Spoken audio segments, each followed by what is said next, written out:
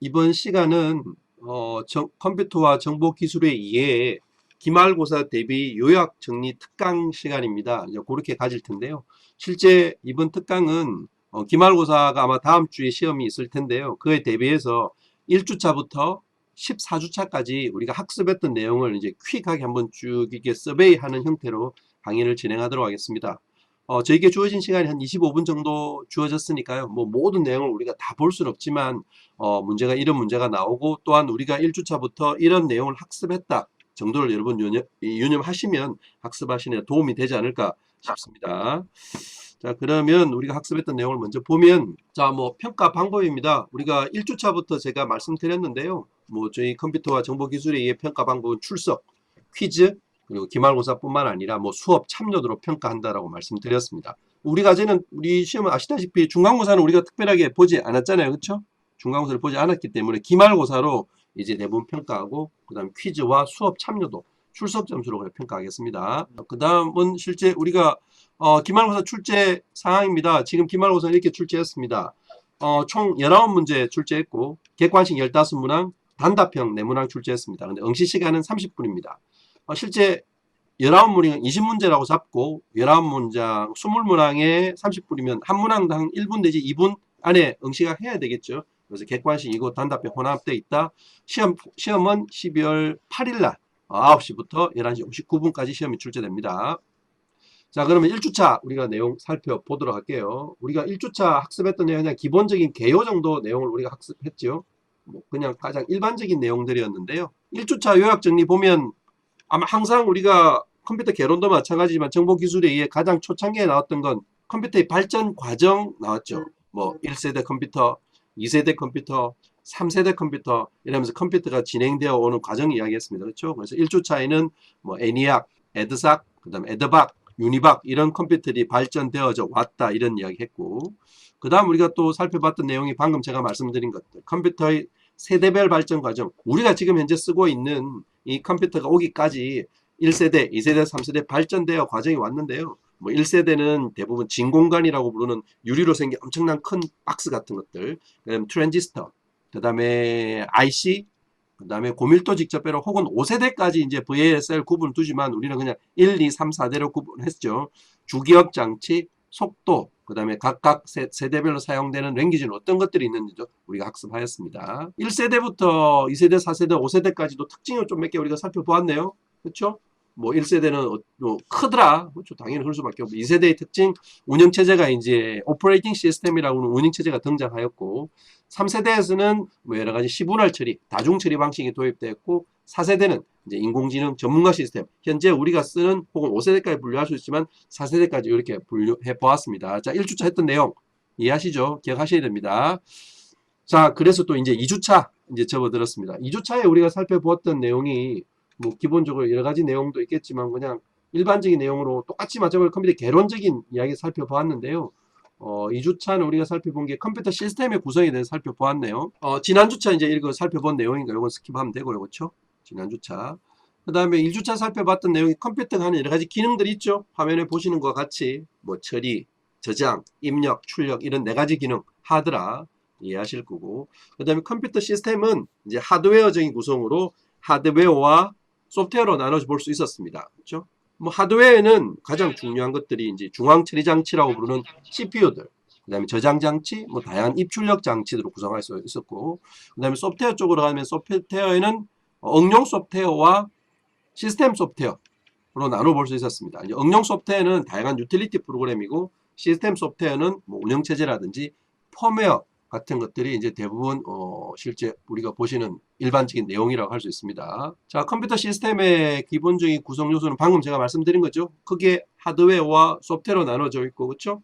소프트웨어는 시스템 소프트웨어와 응용 소프트웨어로 나눌 수 있더라. 자, 보시면 요 내용 이해하셔야 됩니다. 자, 또 2주차에 우리가 학습했던 내용이 뭐 비트 뭐고 그 다음에 바이트는 뭐고 워드는 뭐다. 왜 컴퓨터에서 정보를 표현하거나 저장하는 그런 단위가 될 거잖아요. 그렇죠? 뭐 이런 단위들도 우리가 2주차에서 학습했습니다.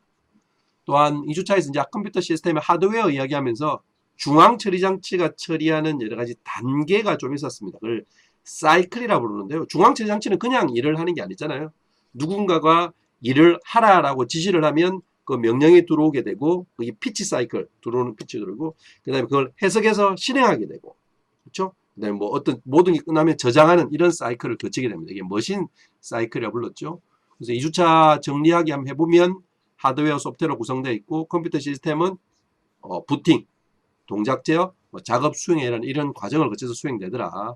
그것도 살펴봤습니다. 그다음 정보 표현, 비트, 워드 이렇게 표현할 수 있고 그 다음에 중앙 처리 장치는 호출, 해석, 실행, 저장 뭐 그 다음에 여러 가지 사이클들로 이제 동작하고 있더라.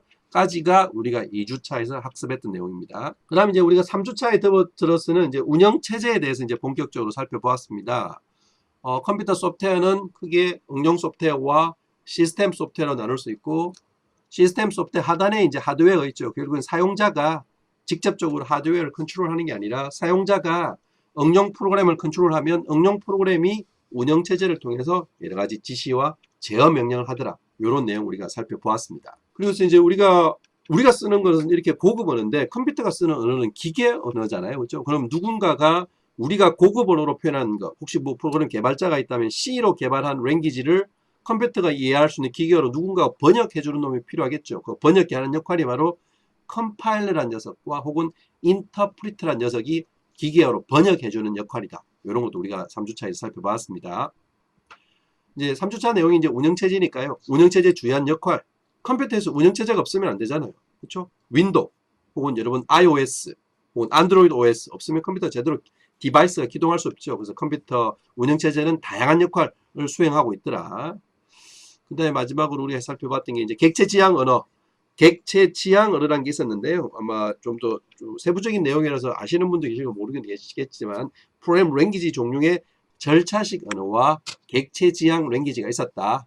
객체지향 언어는 이런 랭귀지들이 객체지향 언어더라. 또 살펴봤습니다. 그래서 정리하자면 하드웨어 소프트웨어로 나눌 수 있고 각각 시스템 소프트웨어와 뭐 응용 소프트웨어 나눠 볼 수 있고 운영체의 역할 방금 말씀드렸고 운영체제는 제어 프로그램과 처리 프로그램을 나누더라. 제어는 말뜻 그대로 제어하는 역할이 될 거고 처리는 실제 처리를 해주는 역할이 바로 처리 프로그램이 되겠죠. 살펴봤습니다.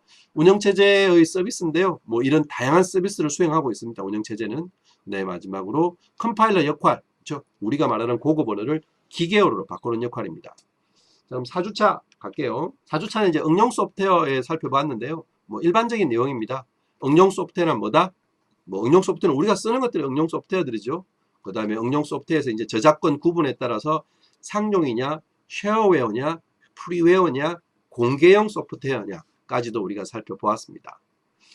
이 정도 살펴본 게 4주차고요. 그래서 5주차 들어오면 5주차는 이제 우리가 살펴본 게 통신에 대해서 살펴봤네요. 통신. 컴퓨터 네트워크의 구성 요소.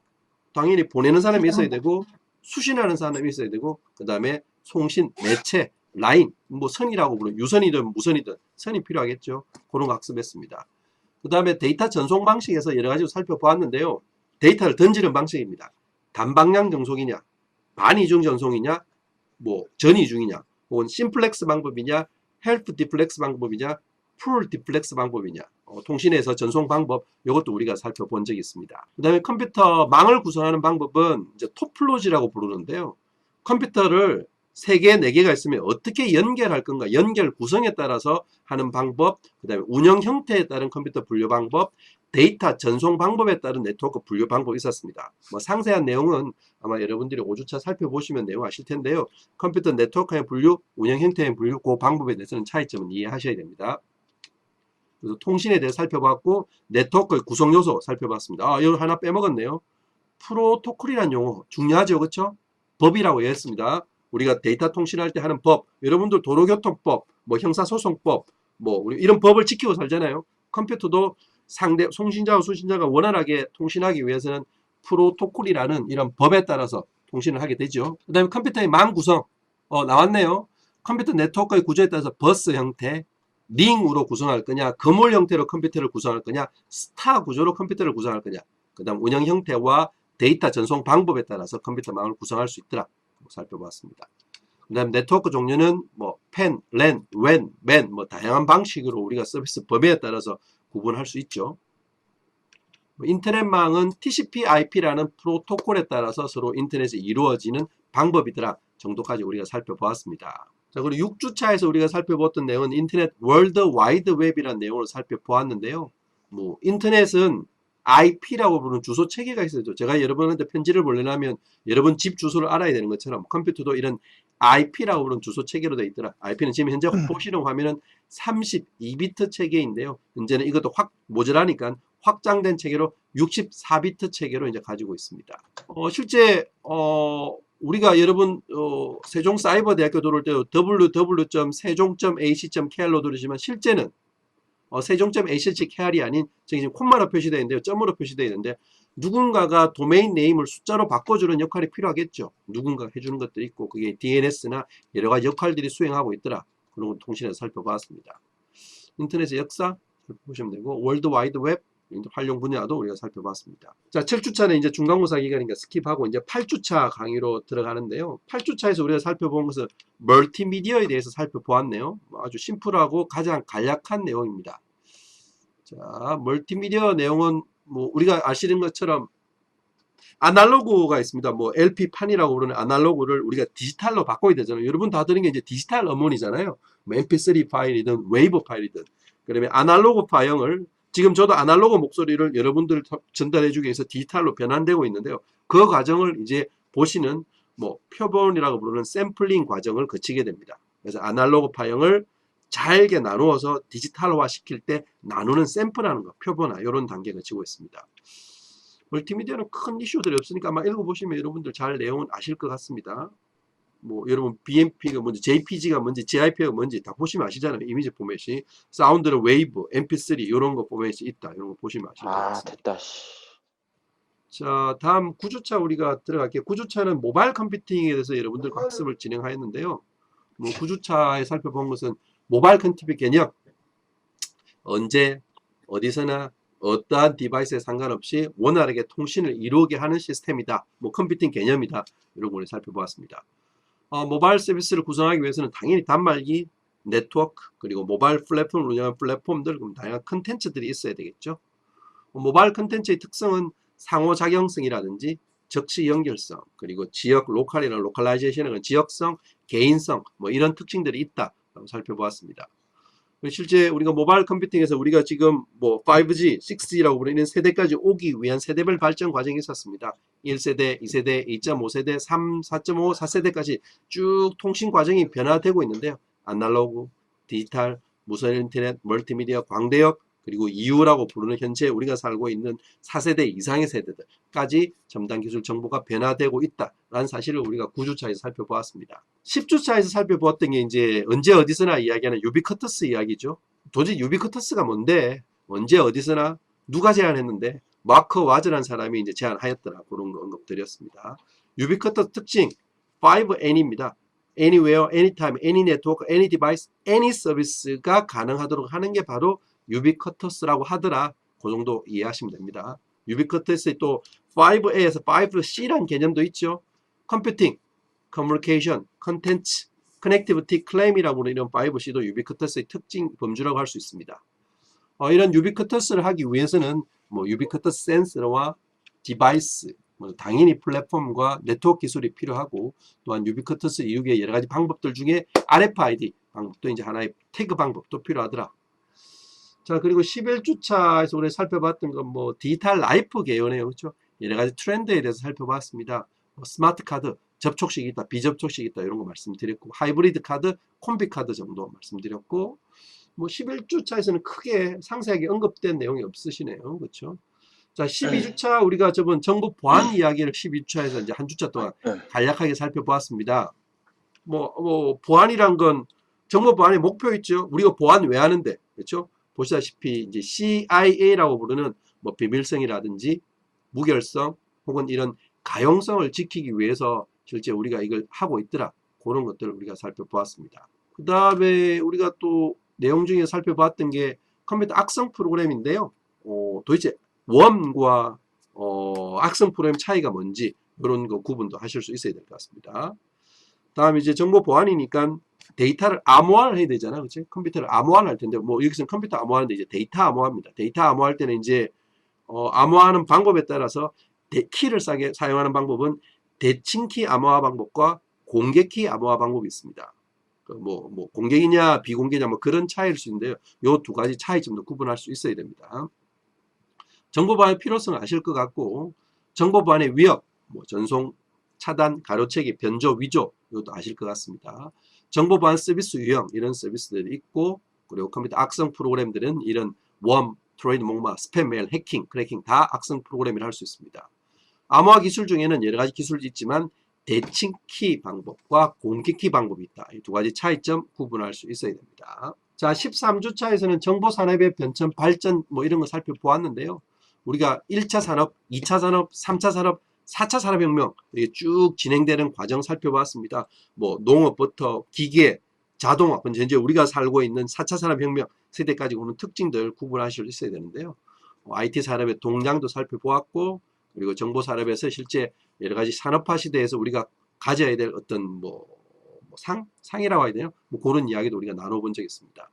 그 다음에 4차 산업혁명에서 우리가 또 하나 빼먹을 수 있는 게 창조경영이라는 거 이야기 나눴습니다. 뭐 하버드대 경영대학의 크리스 텐슨 교수가 새로운 비즈니스 모델을 이제 제안하였죠, 이분이. 자, 마지막 14주차에는 이제 디지털 컨텐츠를 해서 이제 강의를 마쳤습니다. 이번 주차 우리가 진행되고 있는데요. 디지털 컨텐츠에 필요한 요소 기술들 여러 가지 있죠. 컨텐츠란 건 뭐 컨텐츠 산업기술 중복이 됐는데요. 뭐 컨텐츠란 게 뭐 잘 만드는 컨텐츠지만 이거를 보호하고 암호화하고 뭐 이렇게 위변조 방지하는 게 필요했죠. 그런 이야기들이 아마 대부분 아마 살펴보시면 될 것 같습니다.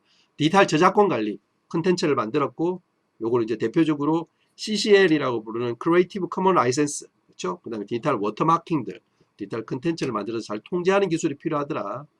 디지털 저작권 관리는 능동적인 관리, 암호를 통해서 능동적인 관리, 복자 방지, 접근 방지 이런 것들까지가 우리가 디지털 저작권 관리에 살펴봤던 14주차 내용이라고 할 수 있습니다. 자, 퀵하게 제가 빠르게 진행하였습니다. 아마 뭐 너무 빨라서 이해를 못 하시는 분도 있으실 것 같은데요. 이 본 내용은 지금 이제 녹화 중이니까 아마 12월 5일 날 학과 홈페이지, 이제 소프트웨어공학과 홈페이지에 요약 정리 페이지에 다시 또 게시가 될 것입니다. 그래서 추가적으로 더 보시고도 하시는 분은 추가 보시면 될 것 같고요. 자, 뭐 크게 어떻습니까? 우리 컴퓨터와 정보기술의 이해는 수강생도 많으시고, 실제 시험 문제 자체는 그렇게 어렵게 출제되지는 않았습니다. 다만 여러분들이 변별력을 저희들이 해야 되기 위해서 약간 문제 난이도를 수업에 살펴봤던 내용 외에 조금 일부 문항은 뭐 난이도가 이제 상이라고 표현할 수 있는데요. 일부 문항은 조금 응용을 해야만 풀이가 가능한 문항도 출제를 하였습니다. 이까지가 제가 준비했던 간단한 20분 정도 핵심 요약 정리였는데요. 혹시 뭐 질문사항이 있거나 뭐 문의사항이 있으면 주시면 제가 그에 대해서 답변 드리도록 하겠습니다.